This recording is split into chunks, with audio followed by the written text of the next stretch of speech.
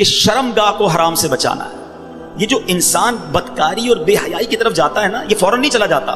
بڑی پیاری بات علماء کہتے ہیں، پہلے آنکھ بہکتی ہے، پھر دل بہکتا ہے، پھر انسان بدکاری کی طرف جاتا ہے، پھر وہ گناہ کا بڑا کام کرتا ہے.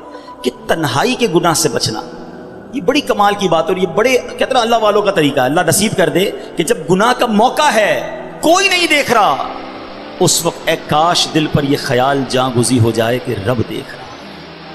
ایک بار حضرت ابراہیم بن ادم رحمۃ اللہ تعالی کی بارگاہ میں ایک شخص آیا، آ کر کہتا ہے حضور میں گناہ سے نہیں بچ پاتا. پلیز ذرا غور سے سنیے گا، بہت خوبصورت کیور اور پریکاشن ہے گناہوں سے بچنے کے حوالے سے اس واقعے میں. کہتا ہے حضور میں بچنا چاہتا ہوں، گناہ ہو ہی جاتا ہے.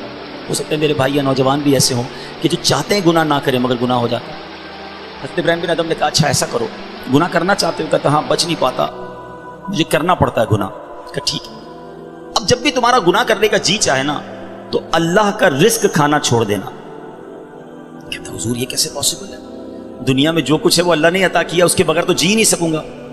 کہا اچھا اب گناہ کرنے کا جی چاہے تو ٹھیک ہے گناہ کر لینا، مگر ایسی جگہ جا کے کرنا جہاں اللہ نہ دیکھ رہا ہو.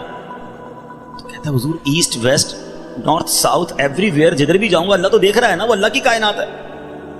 اچھا ایسا کرو، گناہ کرنا ہے نا کرو، مگر اللہ کی زمین سے اللہ کی کائنات سے نکل کر لو. تو کہتا ہے میں اس کی ملک اور اس کی ملکیت والی جگہ